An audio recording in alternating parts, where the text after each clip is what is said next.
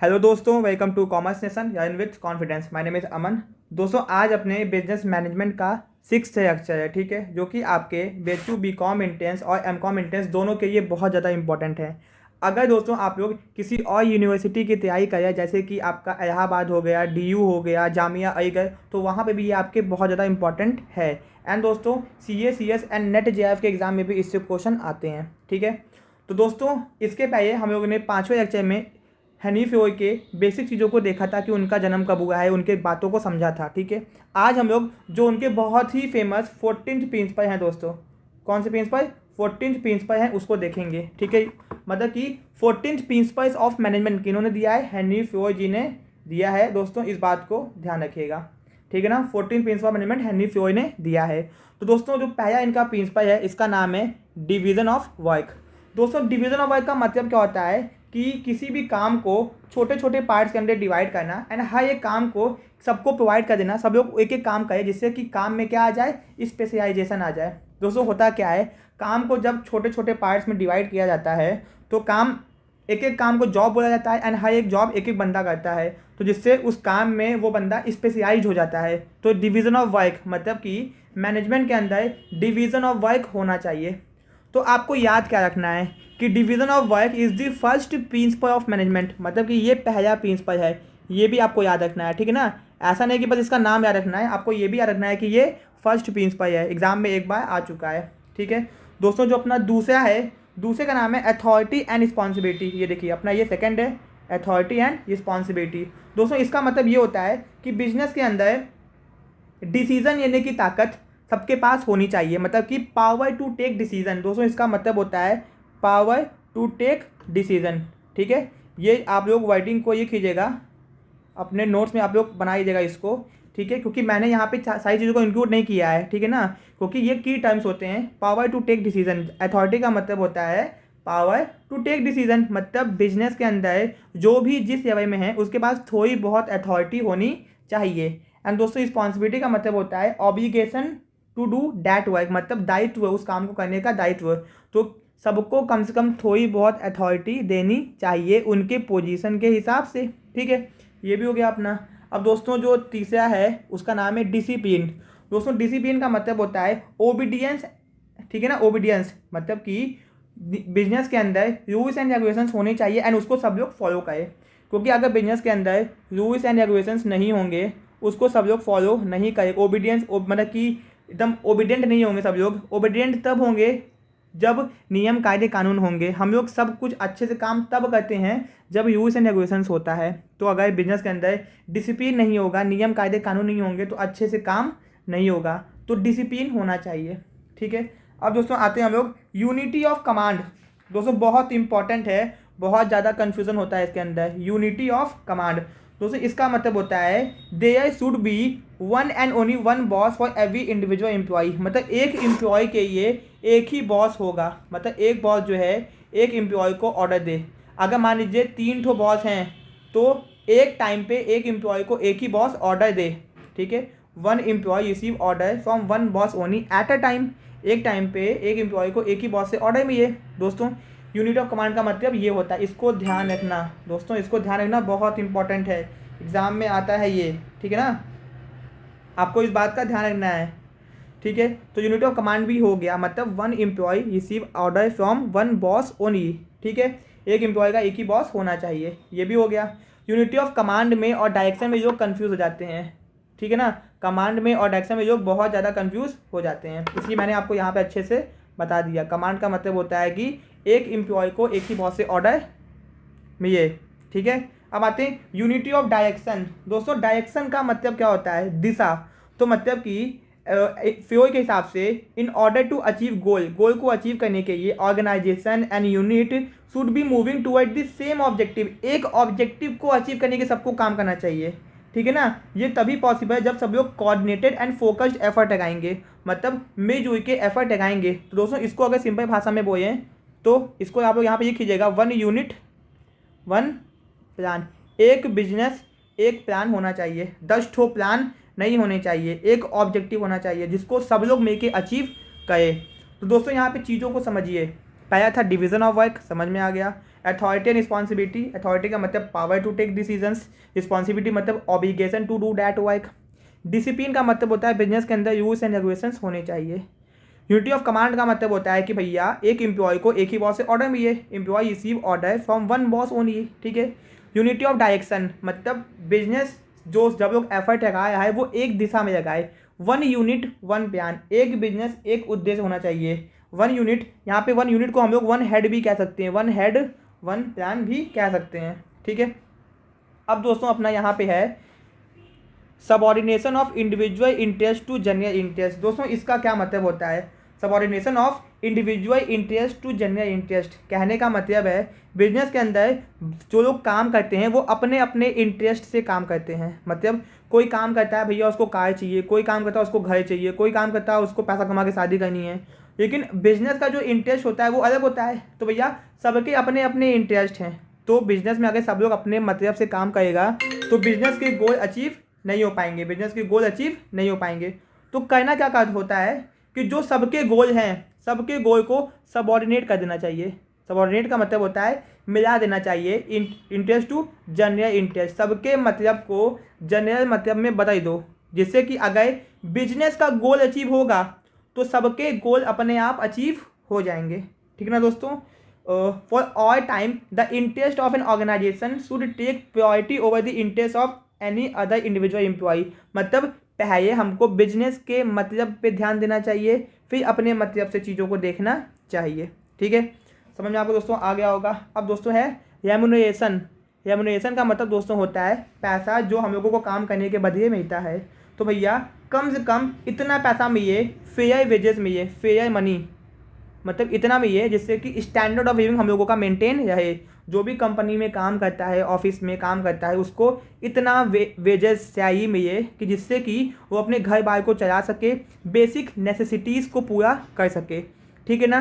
तो रेम्युनरेशन का मतलब बस इतना होता है, ठीक है दोस्तों। अभी तक आपको आई थिंक कि कोई डाउट नहीं होगा, ठीक है। अब दोस्तों यहाँ पे लिखा हुआ है सेंट्रलाइजेशन एंड डिसेंट्रलाइजेशन, इस वर्ड को आप लोग लिखे ना, ठीक है। डिसेंट्रलाइजेशन दोस्तों, सेंट्रलाइजेशन का क्या मतलब होता है दोस्तों? सेंट्रलाइजेशन का क्या मतलब होता है यहाँ पे आप लोग ध्यान देना। सेंट्रलाइजेशन का मतलब होता है, एक सेकेंड, ठीक है दोस्तों। सेंट्रलाइजेशन का मतलब यहाँ पे होता है कि concentration of power eight top level. मतलब कि जब डिसीजन लेने की ताकत, जब बिजनेस के अंदर डिसीजन लेने की ताकत टॉप लेवल के हाथ में होती है, तब बिजनेस के अंदर क्या है? सेंट्रलाइजेशन है। जब बात समझ आ गया आपको, बिजनेस के अंदर टॉप लेवल होता है, मिडिल लेवल होता है और supervisory that is lower level होता है। जब डिसीजन लेने की ताकत टॉप लेवल के हाथ में होती है तब उसको हम लोग कहते हैं बिजनेस के अंदर सेंट्रलाइजेशन है। तो वर्ड यहाँ पे नोट कर लो, ठीक है ना। Concentration of power eight top level, ठीक है ना। ये वर्डिंग आपको याद करनी है सेंट्रलाइजेशन के। जब बिजनेस के अंदर डिसीजन लेने की ताकत कंसंट्रेट होती है टॉप लेवल के हाथ में, तब उसको कहा जाता है सेंट्रलाइजेशन। अब दोस्तों डिसेंट्रलाइजेशन का मतलब होता है जब तीनों लेवल के पास थोड़ी बहुत अपने अपने पोजीशन के हिसाब से डिसीजन लेने की ताकत होती है, तब उसको बोलते हैं कि बिजनेस के अंदर डिसेंट्रलाइजेशन है, ठीक है दोस्तों। डिसेंट्रलाइजेशन का मतलब सब लोग ये समझता है कि सबके पास डिसीजन लेने की ताकत है। दोस्तों सबके पास डिसीजन लेने की ताकत तो है, लेकिन अपने अपने पोजीशन के हिसाब से, अपने अपने अथॉरिटी के हिसाब से। ऐसा नहीं है कि मिडिल लेवल का बंदा कंपनी का नाम चेंज कर देगा, मेन डिसीजन तब भी टॉप लेवल के हाथ में ही होगा। लेकिन अगर बिजनेस में सेंट्रलाइजेशन है तो सारा काम, सारे डिसीजंस टॉप लेवल लेगा। बट अगर डिसेंट्रलाइजेशन है तो तीनों लेवल के पास अपने अपने अथॉरिटी के हिसाब से क्या बोलते हैं डिसीजन लेने की ताकत होगी। तो दोस्तों डिसेंट्रलाइजेशन के लिए आपको एक वर्ड मैं बता रहा हूँ, इसको आप लोग नोट करियो, ठीक है ना। मैं आपको वर्ड बता रहा हूँ, ठीक है। वर्ड है, देखिएगा, डिस्पर्सल ऑफ, डिस्पर्सल ऑफ, यहाँ पे बात समझिएगा, डिस्पर्सल ऑफ, ठीक है, अथॉरिटी और decision making power at various level. Dispersal का मतलब होता है दोस्तों बिखरा हुआ है सबके पास में, सबके पास डिसीजन लेने की ताकत है अपने अथॉरिटी के हिसाब से, अपने अथॉरिटी के हिसाब से, ठीक है। तो यहाँ पे ये भी समझ में आ गया, ठीक है। अब दोस्तों यहाँ पे आता है स्केलर चेन, यहाँ पे आ होगा स्केलर चेन। दोस्तों ये क्या होता है, ठीक है ना, स्केलर चेन क्या होता है, बात को समझिएगा, ठीक है। बहुत इंपॉर्टेंट हेनरी फैरो के प्रिंसिपल हैं, आपको सबके नाम भी पता होने चाहिए दोस्तों, आपको सबके नाम भी पता होने चाहिए, एग्जाम में आपसे नाम भी पूछ सकता है, ठीक है ना। ओके, तो हम लोग आते हैं अब स्केलर चेन का मतलब होता है कि बिजनेस के अंदर दोस्तों होता क्या है। देखिए सपोज़ कि कोई बंदा यहाँ बैठा है, ठीक है, कोई यहाँ बैठा है, कोई यहाँ बैठा है, ठीक है ना। तो मतलब कि कोई टॉप पे है, फिर उसके नीचे ये है, उसके नीचे ये है, उसके नीचे ये है, उसके नीचे ये है। तो दोस्तों मतलब कि कोई सीईओ है, कोई मैनेजर है, कोई सब मैनेजर है, कोई क्लर्क है, तो एक रैंकिंग बन जाती है। सिंपल सी बात है, highest to lowest rank I known as scalar chain. जब हाईएस्ट से हम लोग लोएस्ट चेन की बात करते हैं, जो लोग काम करते हैं, तो उसको बोलते हैं स्केलर चेन, ठीक है ना, जिसको हम लोग लाइन ऑफ अथॉरिटी भी बोलते हैं। सिंपल सी बात है, जो बंदा ऊपर बैठा है उसके पास पावर डिसीजन लेने की ताकत ज़्यादा होगी, ठीक है ना। तो लाइन ऑफ अथॉरिटी, ध्यान से सुनिएगा, लाइन ऑफ अथॉरिटी को ही कहा जाता है स्केलर चेन, क्योंकि जो बंदा टॉप पे बैठा है उसके पास अथॉरिटी डिसीजन लेने की ताकत ज़्यादा होगी, ठीक है। ये भी हो गया अपना। अब दोस्तों ऑर्डर का मतलब क्या होता है। दोस्तों यहाँ पे ऑर्डर का मतलब लोग समझते हैं कि कोई ऑर्डर मिल जाए काम करने का, ऐसा नहीं है, इसको याद रखिएगा। Man material and machine eight their place, मतलब कि एक बिजनेस के अंदर कोई इंसान हो, सामान हो, मशीन हो, सबकी एक प्रॉपर जगह होनी चाहिए। क्योंकि अगर मान लीजिए एक बहुत बड़ी कंपनी है, 5,000 लोग काम करते हैं, आपको किसी से मिलना है, अगर उसकी प्रॉपर एक जगह नहीं होगी तो आप उसको कहाँ ढूंढेंगे कंपनी में। तो हर एक एम्प्लॉय की एक प्रॉपर जगह होनी चाहिए, मशीन की एक जगह होनी चाहिए, सामान की एक जगह होनी चाहिए। तो man material machine should be eight there proper place, ठीक है। बहुत आसान था दोस्तों, मैंने आपको जो वर्ड्स बताए इसको आप लोग नोट कर सकते हैं, ठीक है ना। उसके बाद इक्विटी। दोस्तों इक्विटी का मतलब क्या होता है। दोस्तों इक्विटी का मतलब होता है काइंड जस्ट फेयर ट्रीटमेंट, मतलब कि कहने का मतलब ये है कि जितने भी एम्प्लॉय कंपनी में काम करते हैं आपस में सबके साथ एक जैसा व्यवहार करना चाहिए, किसी के साथ डिस्क्रिमिनेशन नहीं करना चाहिए, कास्ट के हिसाब से, कीट के हिसाब से, ठीक है ना, बिलीफ के हिसाब से, नेशनैलिटी के हिसाब से, किसी के साथ भी भेदभाव नहीं करना चाहिए, एकता के साथ में रहना चाहिए। Kind just fair treatment with everybody, चाहे वो कास्ट हो, चाहे वो कीट हो, चाहे वो नेशनैलिटी हो, कुछ भी हो, किसी के साथ डिस्क्रिमिनेशन, भेदभाव नहीं करना चाहिए। तो इक्विटी भी बहुत आसान है। आप सोच रहे हो कि सर हमको याद क्या करना है, तो दोस्तों आपको याद यही करना है कि डिवीजन ऑफ वर्क पहला प्रिंसिपल है। फिर अथॉरिटी एंड रिस्पॉन्सिबिलिटी, अथॉरिटी का मतलब होता है power to take decisions. Unity of command का मतलब होता है one employee receive order from one boss only, ठीक है। डिसिप्लिन का क्या मतलब मैंने आपको बता दिया, यूज एंड नेगोशिएशन होना चाहिए बिजनेस के अंदर। यूनिटी ऑफ डायरेक्शन का मतलब होता है one unit one plan, high business का एक प्लान होना चाहिए, उसको वन हेड भी होना चाहिए उसका। और subordination of individual interest to general interest का मतलब होता है कि बिजनेस के अंदर जो जनरल इंटरेस्ट है उसको, जो इंडिविजुअल इंटरेस्ट है उसको जनरल इंटरेस्ट में कन्वर्ट करना, सबॉर्डिनेट करना। रेम्युनरेशन मतलब भैया सबको एक बराबर पैसा वैसा मिले। सेंट्रलाइजेशन, डिसेंट्रलाइजेशन, डिसीजन लेने की ताकत जब टॉप लेवल के हाथ में होती है तो सेंट्रलाइजेशन, और डिसेंट्रलाइजेशन का मतलब होता है जब डिसीजन लेने की ताकत आपके तीनों लेवल के पास होती है अपने अपने अथॉरिटी के हिसाब से।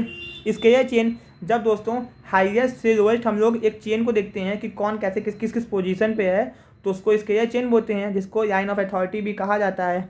ऑर्डर, मैन मटेरियल मशीन अपनी अपनी जगह पे होना चाहिए जिससे टाइम बचता है। Equity, kind just fair treatment, सबके साथ एक जैसा व्यवहार करना चाहिए, किसी के साथ डिस्क्रिमिनेशन नहीं करना चाहिए। अब दोस्तों आता है अपना stability of tenure of personnel. कहने का मतलब है कि जो भी कंपनी के अंदर काम कर रहा है उसके अंदर इस बात की वो होना चाहिए कि भैया उसको तुरंत कंपनी से निकाला नहीं जाएगा। फ्रीक्वेंट मतलब तुरंत किसी को कंपनी से निकालना और रखना नहीं होना चाहिए। In and out of employee तुरंत नहीं होना चाहिए, मतलब frequent in and out of employee business के अंदर नहीं होना चाहिए। अगर ऐसा दोस्तों हुआ तो होता क्या है कि इसके कारण दोस्तों ये होता है कि लोगों को लगता है कि भैया कंपनी तो हमको निकाल देगी कभी भी, तो कम से कम अगर कोई टेम्प्रोरी एम्प्लॉई है तो उसको परमानेंट कर देना चाहिए, ठीक है। तो जो भी टर्नओवर होता है, मतलब जो लोग टर्नओवर का दोस्तों यहाँ मतलब होता है, यहाँ पे एक वर्ड लिख लो टर्नओवर। टर्नओवर मतलब होता है in and out of employee in an organisation. तो कम से कम टर्नओवर होना चाहिए, कम से कम नौकरी हो के लोग जाएँ और कम से कम बार बार आएँ। तो भैया इससे कंपनी का टाइम भी बचता है। तो stability of tenure of person है, जो भी कंपनी में काम कर रहा है कम से कम टिका है। ठीक है, तो अभी तक के आपको सारी चीज़ें दोस्तों समझ में आ गई होंगी। ठीक है, अब आता है दोस्तों इनिशिएटिव। इनिशिएटिव का मतलब होता है कि कंपनी में जो भी लोग काम करते हैं एम्प्लॉयज़, उनको क्या बोलते हैं, उनके सजेशंस को वेलकम करना। जब भी बिजनेस के अंदर कोई भी डिसीजन लिया जाए तो उनके क्या बोलते हैं सजेशंस को वेलकम करना, उनकी बातों को सुनना, उनको डिसीजन मेकिंग में बुलाना बैठाना, उनसे सजेशन लेना, ये सब होता है इनिशिएटिव। ठीक है ना, इस बात को ध्यान रखिएगा। उनको इनकरेज करना कि वो आगे बढ़ के आएँ, और इनिशिएटिव है हर चीज़ के अंदर, आगे बढ़ चल के हिस्सा ये हर चीज़ के अंदर, बिजनेस के डिसीजंस के अंदर, बिजनेस के प्लान्स के अंदर, पॉलिसीज़ के अंदर वो आगे अपना इनिशिएटिव दिखाएं, चीज़ों को बताएं, अपने सजेशंस दें। ठीक है, इसको बोलते हैं इनिशिएटिव। ठीक है दोस्तों, अभी तक आई थिंक कि आपको सब समझ में आ गया होगा। ओके, अब दोस्तों अपना ये आखिरी पॉइंट है। ठीक है ना, हेनरी फ्योर के प्रिंसिपल का आखिरी पॉइंट है। ठीक है, ओके दोस्तों, ये है एस्पीड द कॉप्स। एस्पीड द कॉप्स का दोस्तों मतलब होता है यहाँ पे यूनियन इन स्ट्रेंथ, मतलब कि यूनियन इन स्ट्रेंथ मतलब कि दोस्तों कॉर्पोरेशन होना चाहिए बिजनेस में, यूनिटी इन स्ट्रेंथ। दोस्तों यूनियन यहाँ पे है तो यूनिटी भी आप लोग इसको कह सकते हैं, कहीं कहीं पे यूनिटी भी लिखा होता है। ठीक है, तो बिजनेस के अंदर सब लोग मिलजुल के काम करें। ठीक है ना दोस्तों, एक बात का ध्यान रखना, एक जो मैनेजर है रिप्लेस आई विथ वी, मतलब बिजनेस के अंदर आई नहीं होना चाहिए, वी होना चाहिए। मतलब कि मैनेजर इस बात का ध्यान दे कि कोई मैं ना कहे, हम होना चाहिए बिजनेस के अंदर। ठीक है ना, पूछ लेगा आई को रिप्लेस किया गया है वी से, किस प्रिंसिपल ऑफ मैनेजमेंट के अंदर, तो एस्पिरिट दी कॉर्प्स। ठीक है ना, ये बात आपसे पूछता है। एंड यूनिटी इन स्ट्रेंथ, एकता में शक्ति होती है, मिल के काम करेंगे तो ज़्यादा आगे जाएंगे। ठीक है ना, अकेले कुछ भी उखाड़ नहीं पाएंगे हम लोग, मिल के काम करेंगे तो हमेशा आगे बढ़ सकते हैं। ठीक है, तो एक मैनेजर को हमेशा ध्यान देना चाहिए कि बिजनेस के अंदर आई ना हो, उसके अंदर बिजनेस में सबके अंदर क्या हो, वी हो। ठीक है, तो आपको समझ में आ गया होगा। ठीक है दोस्तों, 2 पॉइंट है छोटे छोटे, इसको भी देख लो दोस्तों। जो हेनरी फ्योर आपके थे, he made a clear distinction between technical and managerial skill. Henry फ्योर पहले शख्स थे जिन्होंने बताया कि भैया एक टेक्निकल स्किल अलग चीज़ होती है और मैनेजरियल स्किल एक अलग चीज़ होती है। इसके पहले किसी को पता नहीं था। ठीक है ना, तो सबसे पहले शख्स जिन्होंने बताया कि भैया टेक्निकल स्किल एक अलग चीज़ है और मैनेजरियल स्किल एक अलग चीज़ है। ठीक है, अब दोस्तों बहुत सारे बच्चों को लगता है कि planning, organising, staffing, directing and controlling, ये जो कंसेप्ट है ये दिया है हेनरी फ्योर ने। भैया ऐसा बिल्कुल भी नहीं है। हेनरी फ्योर ने दिया है planning, organising, commanding, coordinating and controlling. ठीक है ना, इस बात को ध्यान रखना। मैंने आपको चार्ट पूरा पढ़ा दिया है वैसे ही। तो ही identified planning, organising, commanding, coordinating and controlling, ये दिया है 1 2 3 4 5 फंक्शंस ऑफ मैनेजमेंट। और कौन कौन से हैं देखें ना। ठीक है ना, तो इस बात को दोस्तों ध्यान रखना। तो आज हम लोगों का 14th प्रिंसिपल ऑफ मैनेजमेंट बहुत अच्छे तरीके से समझ में आ गया। तो दोस्तों एग्ज़ाम में क्या पूछा था, एक बार एग्ज़ाम में क्या पूछा था आपको मैं बता दूं। एग्ज़ाम में ये पूछा था कि फर्स्ट प्रिंसिपल ऑफ मैनेजमेंट दोस्तों क्या है, यहाँ पे देख लो। फर्स्ट प्रिंसिपल ऑफ मैनेजमेंट है आपका डिवीजन ऑफ वर्क। एंड दोस्तों last principal of management Spirit the corps. ठीक है ना, एंड दोस्तों सबका आपको मीनिंग पता होना चाहिए, जिसमें से इंपॉर्टेंट क्या है वो भी देख लो। इंपॉर्टेंट क्या है मैं आपको बता देता हूँ, कौन कौन से पॉइंट्स आपको याद होने चाहिए। ठीक है, तो दोस्तों देख लो, पहला है आपका unity of command, unity of, मैं आपको यहाँ पे टिक ही कर देता हूँ जिससे आपको आसानी होगी। ठीक है ना, मैं आपको टिक कर देता हूँ, देखो इसको भाई आपको अच्छे से याद ही होना चाहिए। यूनिटी ऑफ कमांड ये आपको पता होना चाहिए। ठीक है, यूनिटी ऑफ डायरेक्शन अच्छे से एकदम पता होना चाहिए। इसके है चेन। ठीक है, सेंट्रलाइजेशन, डिसेंट्रलाइजेशन। ठीक है, ऑर्डर, इक्विटी, इनिशिएटिव। ठीक है ना, एंड दोस्तों division of work and Spirit the corps, Spirit the corps, ये भी आपको पता होना चाहिए। बहुत इंपॉर्टेंट है दोस्तों, ये सब बहुत इंपॉर्टेंट है। ठीक है ना, एस्पिरिट दी कॉर्प्स। ओके दोस्तों, आज अपना टॉपिक यहाँ पे ख़त्म हो गया है। इसके बाद हम लोग FW टेलर के साइंटिफिक मैनेजमेंट के प्रिंसिपल को डिस्कस करेंगे। मैं चाहता तो आपको 5 मिनट के अंदर चीज़ें समझा देता, 5 मिनट के अंदर, बट आपको चीज़ें समझनी हैं एग्ज़ाम देना है, एग्ज़ाम को क्रैक करना है। ऐसा नहीं कि क्लास 12th की बुक मैं उठाऊँ उसको मैं आपको पढ़ा दूँ। मुझे क्लास 12th की बुक से मतलब नहीं है, क्लास 12 के एकेडमिक से मतलब नहीं है। यहाँ पे आपको फोकस रखना है कि एंट्रेंस क्वालिफाई करना है, ठीक है। तो एंट्रेंस की पढ़ाई अलग होती है, एकेडमिक की पढ़ाई अलग होती है। इस बात का आप लोग ध्यान रखिएगा, ठीक है। वीडियो पसंद आया वीडियो को लाइक, चैनल को सब्सक्राइब जरूर कीजिएगा दोस्तों। मिलते हैं अपने नेक्स्ट वीडियो में। Thank you so much.